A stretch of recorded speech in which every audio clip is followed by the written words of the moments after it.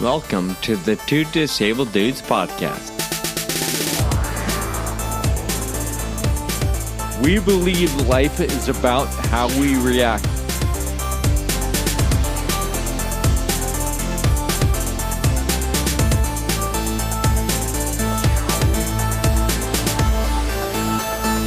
Hey, welcome to the Two Disabled Dudes podcast. My name is Sean, and I'm glad you're here as we are wrapping up season 6 here pretty soon. Kyle, how do you feel about that? I feel good. We've got a break coming up, and I think, it's just a wonderful time to recenter ourselves. Yeah. Before we play today's interview, I've got a couple things I want to catch up on. I recently met some new friends, people, you've met a few of them, or at least 2 of them. Not too long ago, took my first trip to Nebraska. Yeah. And the only thing I remember about Nebraska is giving our friend Dr. Nina Nazar a hard time for living there. Yeah. And I'm not sure exactly what city she's in, but Omaha is like the only city in Nebraska. Right. But anyway, I was able to share my story at a fundraiser for Nebraska Ataxia, and it was my first in-person speaking event since COVID unfolded. We've done a handful on Zoom, but that was the first time I was able to travel a little bit and be in person at a dinner event, and that was a lot of fun. I had a good time. Yeah, you were pretty nervous about that speech leading up to it, I think probably because you just were out of practice, right? Yeah, I hadn't done something like that in a long time. Yeah, it's been a minute since I was able to do something like that, so I just felt rusty. Yeah. How'd it go, though? Oh, I think of it fine. My go-to, if I'm not too sure, I just make jokes, and my jokes are just making fun of things and people. And so, as long as I get a couple of good laughs, I feel pretty good about the event. Do you remember a joke that you felt like landed pretty well? Oh, you know what? I'm not going to share my jokes because then it just won't be funny here, and then it'd be hard to reuse them, right? But I will tell you this. A mutual friend of ours, or at least a mutual acquaintance, Harry Orr. Do you know that name? Yes, I do. Yeah, so Dr. Harry Orr, which, by the way, he hates being referred to as doctor, he was there, and we sat at the same table. We introduced ourselves early on, then of course I realized he's at the University of Minnesota, and we had met before. He helped me remember that a couple years prior. Anyway, we're just catching up, and my photo, my headshot, now 3 or 4 years old, is in the brochure, right? The pamphlet for the evening. Yeah. And we're just sitting there having some hors d'oeuvres, having a good time, and he flips over the brochure, and he's kind of taken a double take at me a few times, so triple takes. And at one point, he just looks at me and says, "Huh, your hair's a little grayer on the sides," And obviously, he was poking fun and giving me a hard time, and I was like, "Oh my gosh, I don't believe you just said that out loud." But whatever, I was taking strides, and we laughed. And then, of course, getting up on stage, I have, I got to break the ice, and I typically hope for something to unfold the night of to allow me to do that, and I chose to pick on Harry Orr. Oh, nice. Because Linda had mentioned his title and what he does and how significant he is in the world of SEA1, and so I picked on him and made fun of him for that. And the best part, at the end of the night, he and I and a few others went out for drinks to celebrate the evening. And somebody asked him how it went and what he thought. And he actually said, "Well, I learned a lesson. Don't talk to Sean before he goes on stage." And it just, nice. I love that because it was affirming that I was on the right track. Although it was kind of mean and I was making fun of him, he appreciated it to a degree, you know. Well, and if you dish it out, you got to take it right back, right? Exactly. So. Exactly. So, Harry and the rest, I had a great time. Thanks for showing me a little bit of what Omaha has to offer. Before we get into today's interview, which I thoroughly enjoyed, Denise and her team are doing some incredible things. Kyle, let's share our top picks for season 6. Today, we're going with top comic hero or comic book hero or superhero, however you want to call it. Right. I'm going to throw mine out there. And I don't know if I like it because of the movies or if I like Iron Man because of the actor. Tony Stark or Robert Downey Jr., he's just phenomenal. So I'm partial to Iron Man myself. How about you? Yeah, I also think that Iron Man, like, he's got, like, he doesn't necessarily have superpowers, right? He's just a regular guy, but he puts on the suit that gives him the powers, I guess, right? And so I like the gadget type stuff, kind of like Batman, right? Yeah, on the other side, that would definitely be Batman because of all the James Bond gadgets and things they have. They're just billionaires that put their money to good use. I like that. Yeah, for sure.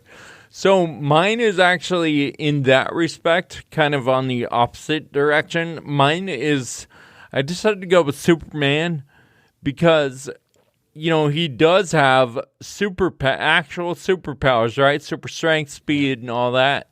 Vision, I guess. I love the aspect that he's just a regular guy, Clark Kent, with a regular job, and nobody knows. Like that, obviously, that makes no sense, practically. Especially when all he has to do is mess up his hair a little bit, or I guess straighten it, and take his glasses off. Then all of a sudden, he's unrecognizable. I know, but no, I do love that aspect, though, too. Just also the similar thing, just the everyday guy. But he goes into a phone booth and transforms into something, a crime-fighting machine. Yeah. So. So let's get into this. Kyle and I did this interview with Denise not too long ago, and we just enjoyed hearing about all the different things they're doing. So meet Denise and what she's doing with Chronic Warrior Collective.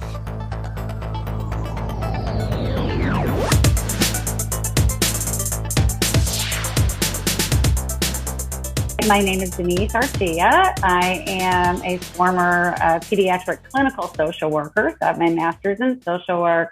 I'm a mom of 2 young adults who are 21 and 23, and I live in Florida, outside Orlando, so close to Disney.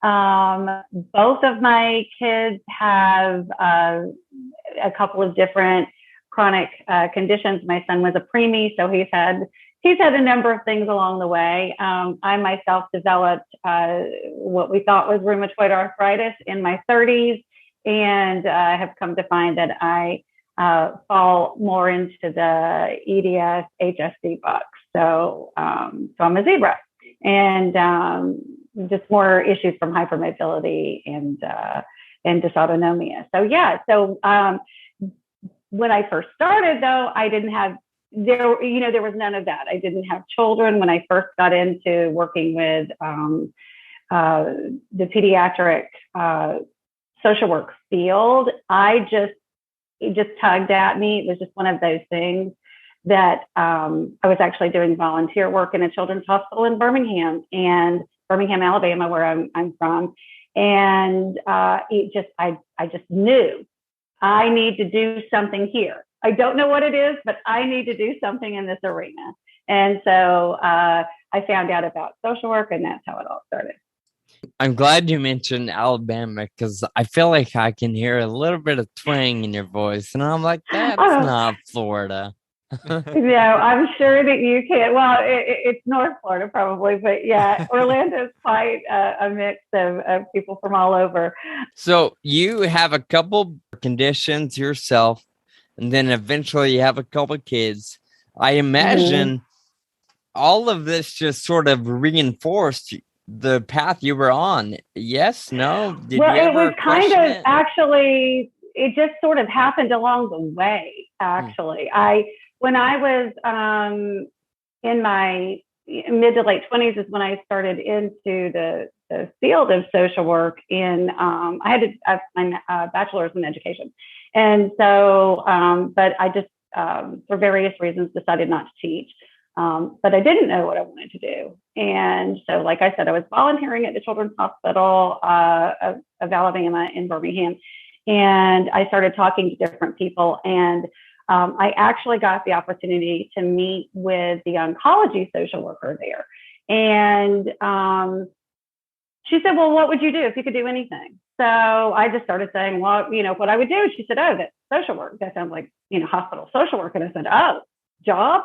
She said, yes. I'm like, oh, okay, what do I do? So she said, well, you have to get a master's degree. And I'm like, oh, where do I sign up for that? So that was just kind of like one thing led to the next. I went to get my master's at University of Alabama and in Tuscaloosa. And then I found out that the UAB Pediatrics, University of Alabama, Birmingham medical system, that they had this amazing stipend scholarship kind of thing for graduate students, and it was for their pediatric pulmonary team. And so there were one of 9 in the country that offered this. And so it was part of just this multidisciplinary team. So I knew going in, I wanted that spot. And most people going into the program were figuring out what they wanted to do within the social work arena. I went in knowing exactly what I wanted, and which was kind of, unusual. So that was a wonderful thing. I was fortunate enough to get that position. And that actually in turn is really what launched me into coming down to Florida and starting at Arnold Palmer Hospital for Children. And so back at that point, I didn't know I really had any medical issues. I have, in retrospect, you look back and go, oh yeah, I had all these symptoms, but I didn't really know anything about it. And, sure. And I really don't focus on that a whole lot, but it is interesting because my son was a preemie. And again, I didn't really think a whole lot about all of that. I guess I'd worked in the medical arena with kids for so long. It didn't really, he had some breathing issues, asthma, things like that. But it was like, okay, we can handle this. This is fine. And then it wasn't until after I actually launched the collective, which was a different name at the time, 6 years ago, that he also became very severely depressed and severe anxiety, and ended up having to be on hospital homebound. And my daughter's issues started coming up with dysautonomia and hypermobility. And then, mine were really culminating all at the same time. So it was kind of this odd thing of, when I started in the field, I had no idea. I had no real personal experience. Sounds like an incredible, I don't know if you call it a coincidence, just all happening, take this with a grain of salt, but it's happening to the right people in the right time, right?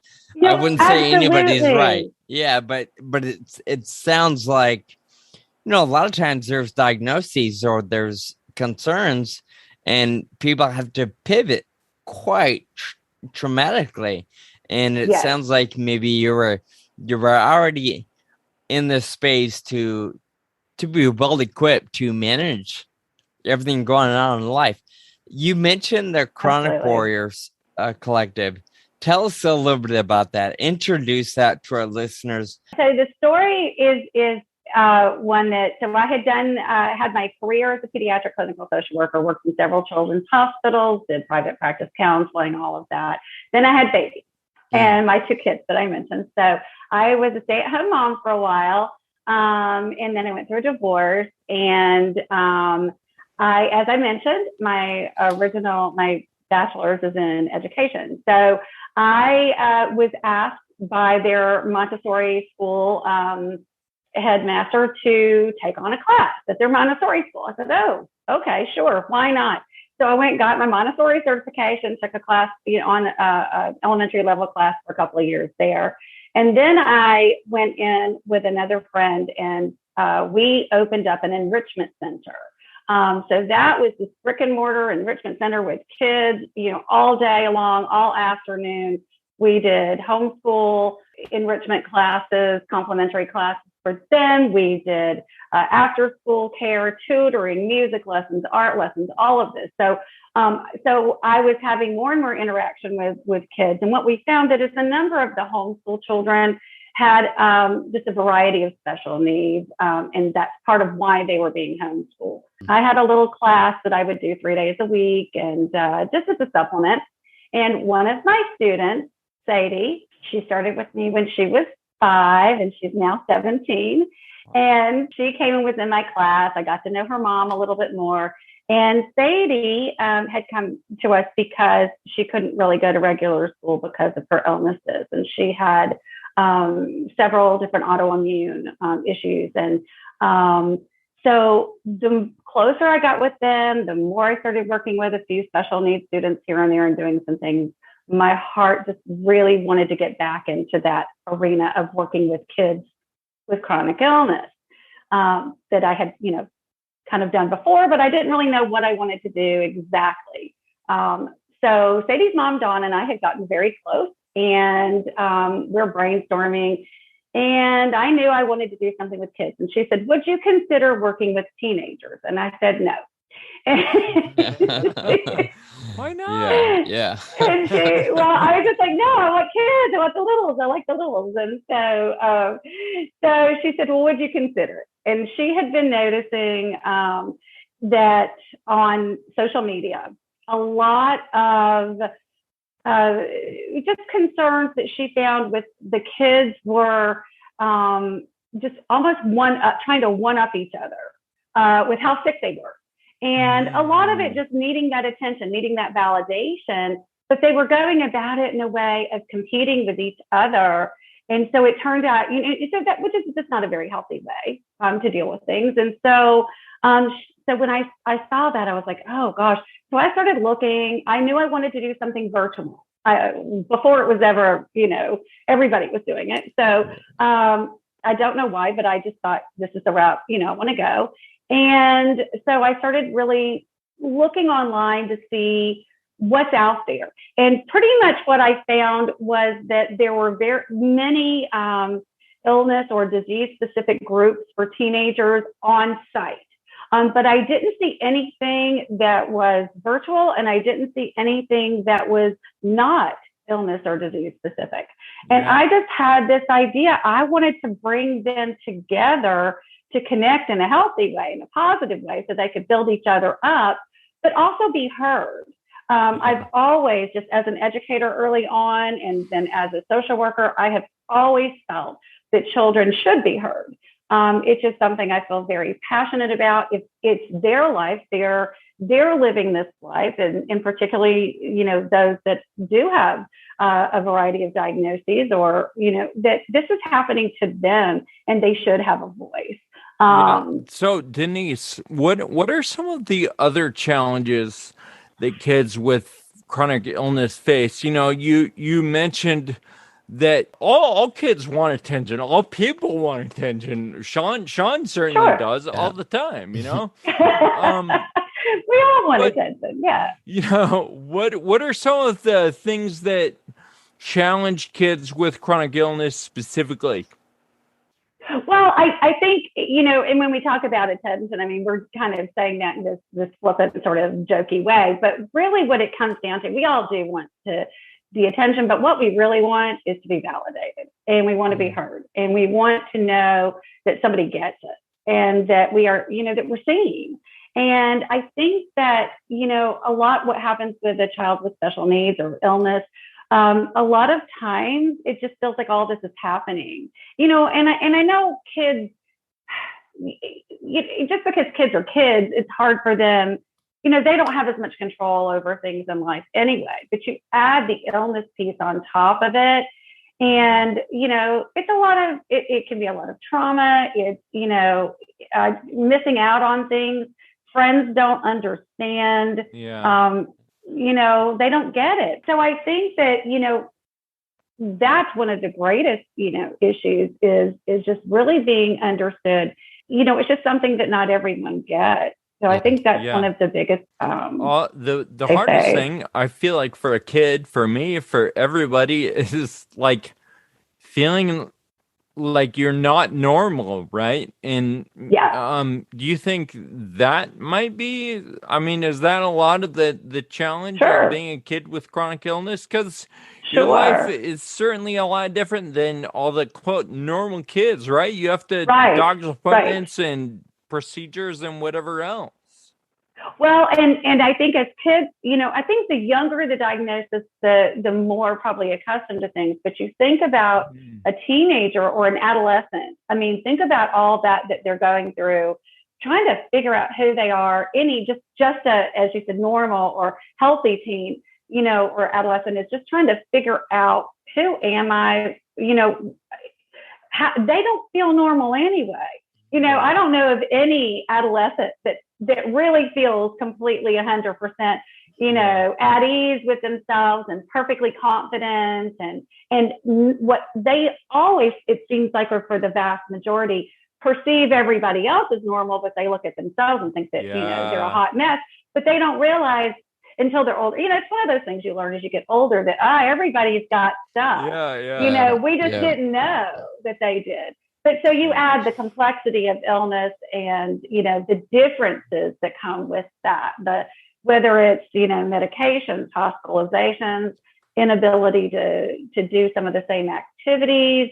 And then you can even get into some of the things that are harder if you've got some kind of bowel issue or something that, cystic fibrosis, it's a little grosser if you're, coughing up phlegm and coughing all the time. And, and that was one of the populations I worked with, one of the specialties I had. And, those kinds of things get difficult. Kids are already don't want to be singled out. And notice they want to be the same. And so those kinds of things are hard. You talk about starting the enrichment program and finding ways to validate young people. What does Chronic Warriors look like today? What is everything you guys do to help people in their journey?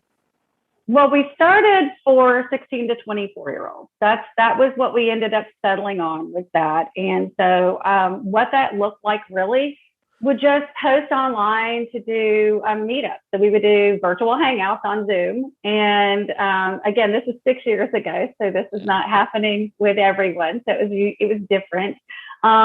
We started that. Then we started a little card swap that they could participate in. And this ended up being global pretty quickly, not so much in numbers, but just because a lot of the people who actually it appealed to were in other countries, especially in Europe. And so we ended up, that was a surprise for me. So the card swap piece was kind of fun too, in addition to the other, because we'd have people from different countries and we had lots of friendships form. But we started getting a lot of adults saying, hey, what about us? We want to do that too. I want attention. I want to do it. I want to play. So we did. So we thought, well, okay, I think the card swap's probably a good place, for the adults. And so, because I really didn't think it was appropriate to have a, 38-year-old on a Zoom hangout with a 16-year-old. So it was like, all right, we could do the card swap and divide that by ages. And so anyhow, that got picked up, and the Mighty asked if they could do an article about card swaps. And it went pretty much overnight from 20-something max participants to 200-300 for the next swap. So from there, we developed what is now the Collective. And the Collective is actually just a number of programs. And we have still within it the 16 to 24-year-old group, which has named themselves the Chronic Warrior Society. And it's just a social group. they have an ongoing chat all the time. They, like I said, from different countries and different states in the U.S., and they do hang out periodically. And it's just a real great, fun, supportive group. It's moderated by me, and then I have another moderator that works that as well. And then that's for free. And then we also have a social club network, is what we call it. And that's for all ages 13 and up. And we have pretty much 13 to 70 something there. Wow. And so just different things for folks to do, different ways for them to connect and make friendships that way. It's in it's a private, it's kind of like Facebook, but it's private. And so there's no algorithms, no back-end data being, looked at, any of that. And then the card swap, which has really evolved. It's a monthly card swap now. And I think it's been in 27, 28 countries so far, which is fun. And we're looking to grow that. So that's what the collective has. And then I started the coaching within for the society, for the young people, and ended up taking that out on its own and offering it to the public in January. And I assume for the coaching piece, that's income based for you. Yeah, that's a for-profit. That's how you're able to sustain. The coaching, or no? Partly, yes, in part. The coaching, yes, it is the only fee-for-service program that we have currently, and so yes, we keep the pricing low. But even that, as you guys know, and your audience will know, even finding, even something that's moderately priced, it's still a lot of extra money you typically don't have when you deal with illness and all the extra fun stuff that comes with it that costs money. So we also have our partner nonprofit, which is chronicwarriors.org, which was developed by Sadie, my little student who inspired all of this. Her mom started the nonprofit, and that is our sister nonprofit. And so the .org raises funds and also organizes volunteers. And so they do that to keep all of the collective programs free, the card swap, the society, the social club network, and they also provide scholarships as often as they can for the coaching. Very cool. So with your coaching, does that involve anybody in the space, or is it geared towards certain ages or individuals with chronic illness, or is that for parents and caregivers too? The coaching is really, my specialty has really become more working with the teens and young adults. So roughly 16 to 24. I mean, it's not, set in stone. In terms of work, and a lot of those that I work with now are college students that are trying to really figure out how to navigate the unpredictability that comes with, chronic illness, rare disease, or even disability at times, on trying to figure out, just how to get through everything that they need to in a day, work, schoolwork and classes, and just how to manage all of that with the ups and downs that come with illness. And what we've discovered is that the vast majority, and surprisingly, I didn't know this honestly until recently, that most of the university and college disability or accessibility offices are only able to really meet just the very basic accommodation needs. Yeah. So they're not really able to provide the extra. And so what the coaching does is we're able to help these students just really figure out roommate issues and come up with plans of, transportation if needed. And, I don't provide transportation, but we strategize how to do it.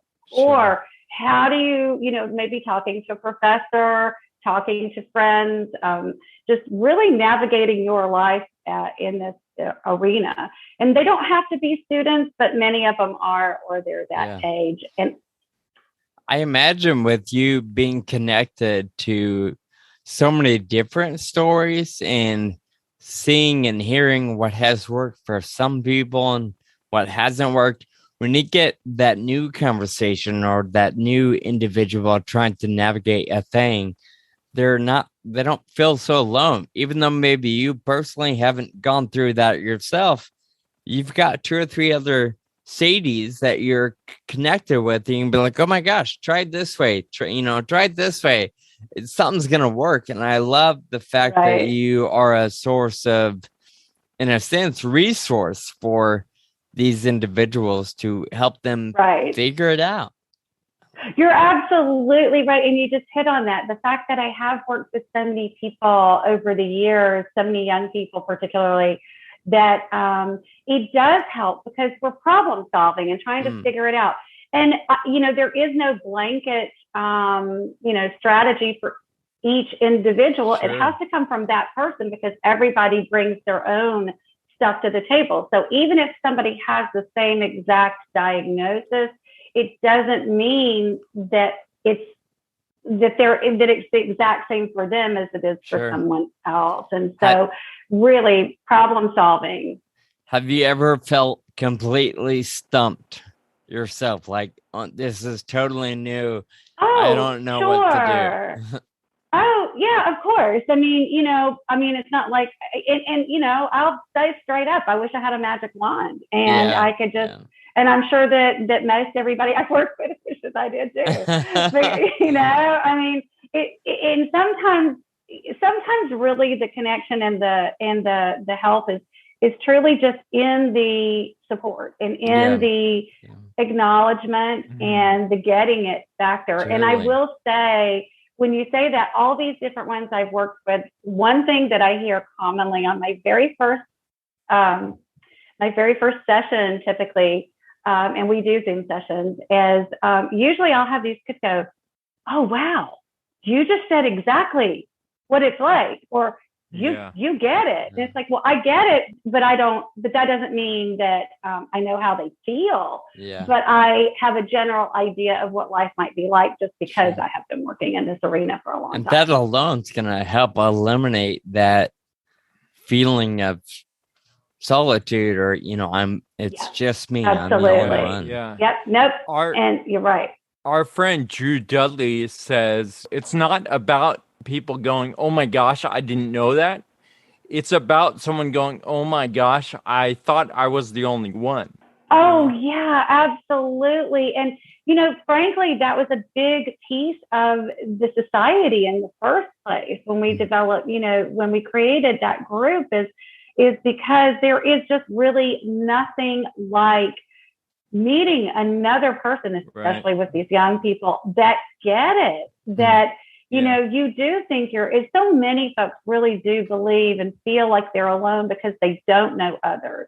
And it might not be the same illness, but they understand the limitations and the emotions and to have another person just automatically understand how exhausted you are, that this fatigue goes beyond, oh boy, I'm just tired today. Yeah. It's just this gut wrenching, just underlying exhaustion that some of our folks deal with, or pain.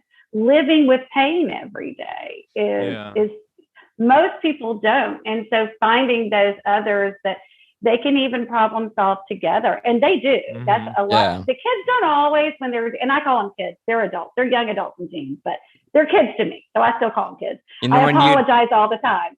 When you talk about fatigue, I just think about if I'm at work or maybe doing something else and I'll make the comment about being tired or, people can just see it in my face like, oh, and the automatic response is, oh, you should have went to bed early last night or you shouldn't have stayed up so late. And on the inside, I'm like, man, if that were the only issue, I would be a happy that would man. Work. That'd be great, right? If that were the answer.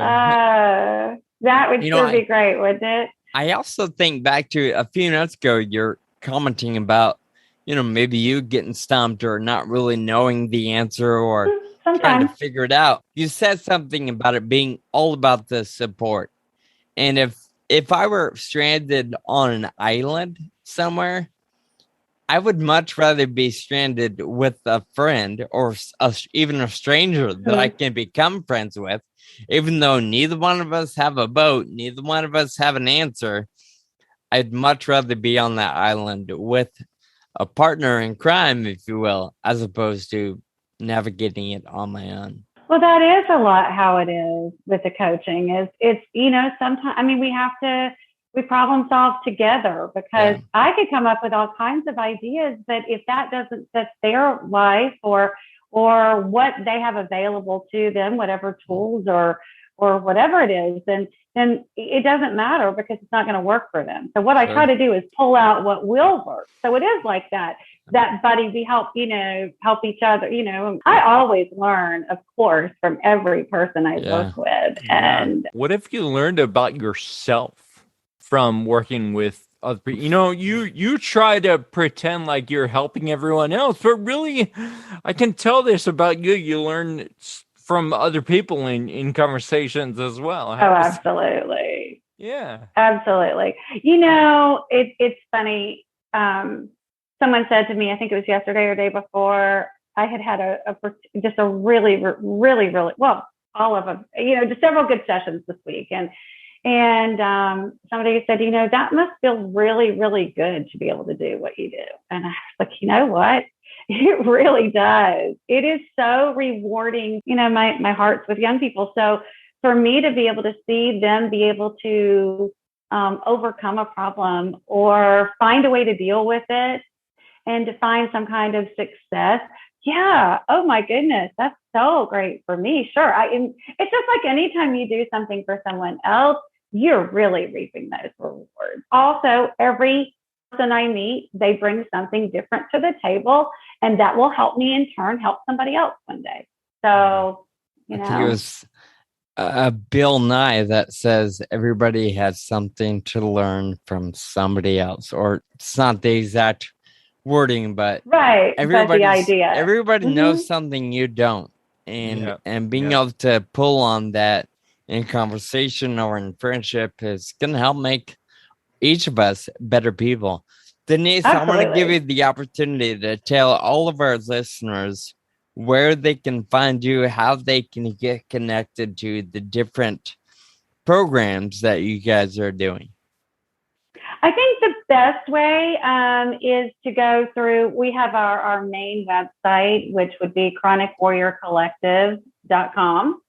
And there you'll find there's all kinds of information about the card swap, about the social network, as well as and the society and the coaching. There's a page there about all of everything that we do and how to get involved. We also, for the card swap piece, we're just heading into our holiday season, and that's our big holiday card swap time. So for anybody who wants to join that, as long as they need to register by the end of November, and they can participate in the December holiday card swap.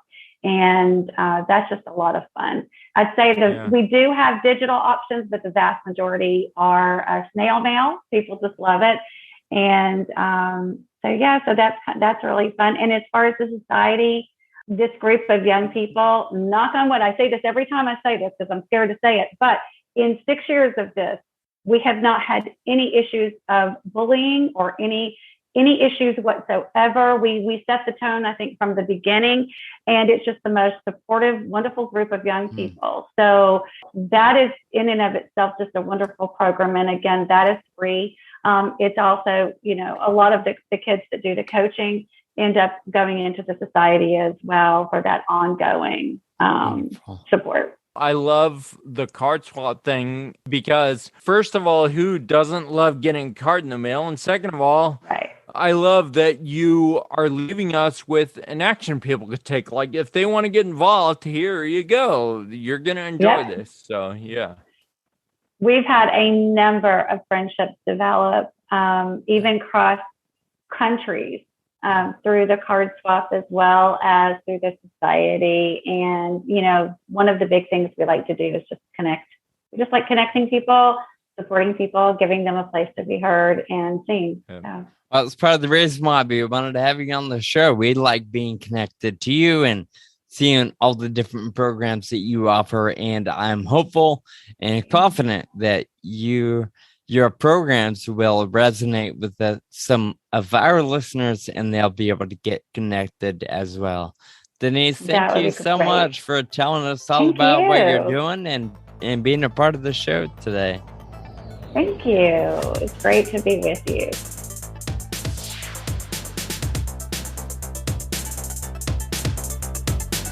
It is great to hear how Denise and her team are helping folks on their journey with chronic illness and disability. Thank you, Denise. Be sure to check out our show notes where you can find a little more information, a link to chronicwarriorcollective.com. Kyle, we need to wrap it up with some thank you notes, and I'll let you go first. Today I'm thanking my childhood buddies. 3 of them came out for my birthday. I had no clue they were coming. They came to the door at my house. They had masks on and sunglasses and some stupid clothes they bought at like Goodwill the night before. And I had no idea who they were until they were like speaking in accents and stuff. And I didn't know who they were until they took their masks off, and it was just really incredible to have that. That's awesome. I saw photos and love seeing that. What an incredible surprise. When they came to your door, what was the shtick? Were they asking for a cup of sugar for what were they? How did that conversation start when you opened the door? So my dad invited them to come help stain my deck because my deck was just like bare wood before they came, right? So they came up to the door and they're like, you ready to build a deck? Let's build a deck. I'm like, you guys, you're standing on the deck right now. Like, we're not building anything. It's already built. So did you expect them as random contractors to be helping do something? You know what? My dad told me that some people were coming to help, some friends. Oh, okay.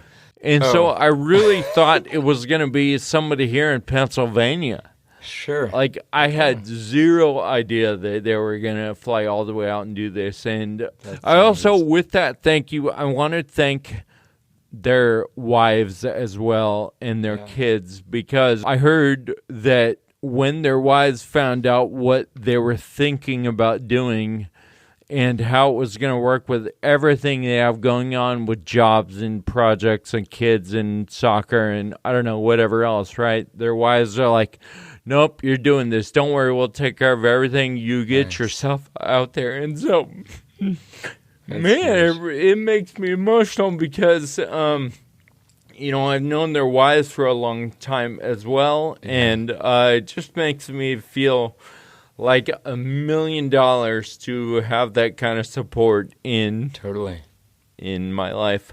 Yeah, when friendships like that run so deep that they'll travel across the country, spend the money on plane tickets, hotels, whatever, hang out for a couple nights, leave their wives and kids behind for a few days, even jobs. It's kind of a big deal, and that's got to speak volumes, so I'm glad you shared that. Absolutely. I'm saying thank you to Linda and Skippy Snyder. They're the event organizers of Nebraska Ataxia I mentioned early on. They were my hosts. They drove me around. They took me out to dinner. They were a ton of fun to meet.